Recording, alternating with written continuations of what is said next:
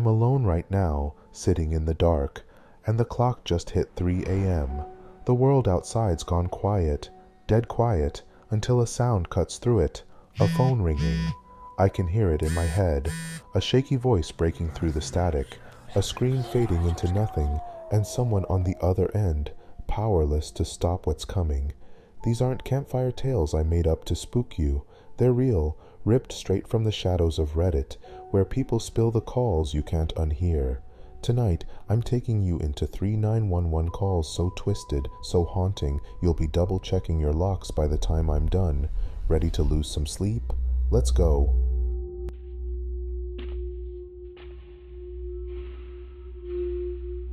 You've walked back into my world, the dark corners where reality turns colder than you'd ever imagine.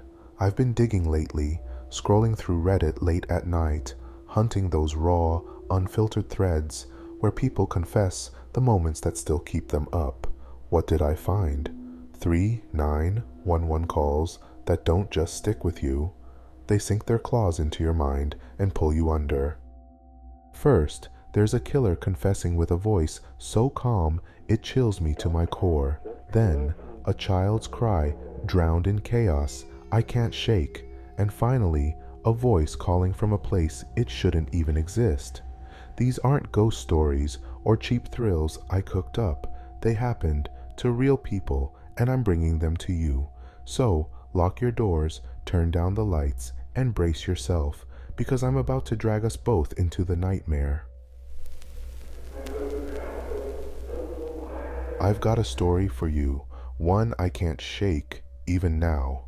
It's about a call my mom took years ago, back when she worked the 911 lines in Phoenix in the 90s. I'm sharing this with you guys because I needed to get it out of my head, but it still haunts me. Picture this. It's 2 a.m., the dead of night in some quiet suburb where nothing ever happens. The streets are empty, houses dark, and I can still feel that heavy stillness she described. Mom's at her desk, half dozing through the graveyard shift, expecting the usual, a drunk guy lost or some car alarm nobody cares about. Then the line lights up, and I swear what she heard next changed her. A man's voice comes through, steady as a rock, and says, "I just killed my wife." No panic, no shake, just those 5 words, cold and final, like he's already past it. Mom said he didn't scream or cry. He just laid it out, flat, as if he's telling her the weather. She's gone. I did it.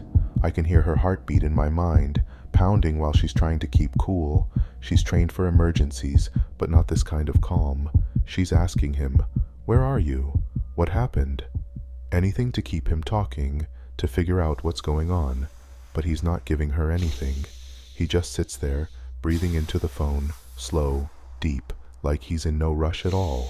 She told me she could picture his wife's body in the next room, still and silent. And that quiet was the worst part, thicker than any scream. Minutes drag on, and here's what stuck with her. He doesn't hang up. She can't disconnect either. It's protocol, so they're stuck together, her listening to that steady breathing, me imagining it years later. Then, out of the blue, he mutters, "Guess I'll go now." A gunshot cuts through, loud, sharp, final, and the line drops. She said it hit her like a punch. Mom figured it out later, after the cops got there. She told me this guy had been falling apart for months, lost his job, drowning in booze. That night, something snapped, but it wasn't wild or loud. It was planned, quiet. The neighbors didn't hear a thing. No yelling, no chaos, just that one shot, hours later, when he ended it all. Here's the part that twists me up. She said his voice never wavered, not even a hitch. It was like he'd made up his mind long before he dialed. I keep thinking about her on that call, hearing that lifeless tone, knowing she was the last one he spoke to before he checked out. I posted it on Reddit because I had to tell someone, but even now, it's like I can still hear that breathing through the phone. I can see you.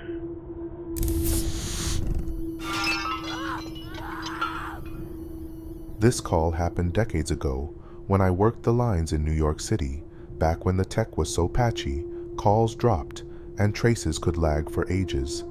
I can still feel the weight of that night pressing down on me. The phone rings, and it's a little boy, maybe 6 years old, his voice shaking through tears. "My dad's gonna throw my mom out the window." Those words slam into me, raw, desperate, coming from a kid too small to do anything but beg. I can still hear it all, like it's playing in my head right now. The chaos pouring through that phone, screaming, things smashing, a woman pleading for her life, while this kid's crying, "Help her, please," over and over, like it's the only thing keeping him going. He's too young to know where he is. No address, no street, just trapped in that nightmare. I'm scrambling, my heart pounding, asking him for anything. A building name, a number, anything to pin him down. But the system's junk, too slow, glitching when I need it most. I'm trying to hold it together, telling him help's coming, but then it happens, and I wish I could forget it. A scream, hers, sharp and final, rips through the line, followed by glass exploding like a gunshot. The boy's voice stops cold. The line stays open, but it's just silence now, thick, suffocating, stretching out like a void I can't climb out of. It was way too late by the time anyone else called. Neighbors finally noticing a woman crumpled in the courtyard, 4 stories below. The dad was out of control, raging like something snapped, and that little boy saw it all unfold. No one else in that building picked up a phone until she was already gone, her life snuffed out in the dark. I posted about it because that scream, it's been echoing in my head for 40 years, digging in deep and staying there. The boy made it out somehow, survived that night, but I can't stop picturing him. Those tiny hands dialing 911, begging me to save her, and me, helpless, watching the clock tick while help didn't come.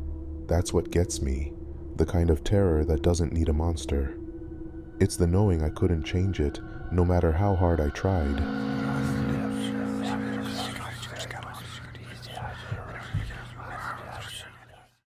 No crime scene, no screams, just a slow, creeping dread I can't explain. I used to work for an alarm company, and my story might make you question what you think you know. It starts normal enough, a family, living their quiet life, until the police knock on their door, not once, not twice, but 3 times in a single month. Every time, it's the same. A 911 call, traced right to their house. Here's the catch. They didn't have a landline, just cell phones. And I swear, they didn't dial a thing. It gets stranger the deeper I dig. The last time the cops showed up, one officer wasn't buying their story. He demanded to see their phones, every call log, every detail. I can see it now, them flipping through screens, proving nothing went out.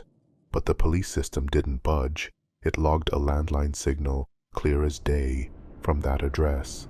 Except there was no landline, no wires, no jack, just bare walls staring back. The calls themselves? Mostly static, a mess of noise, until that last one. That time, the dispatcher heard something. A voice, low and mumbling, too faint to catch.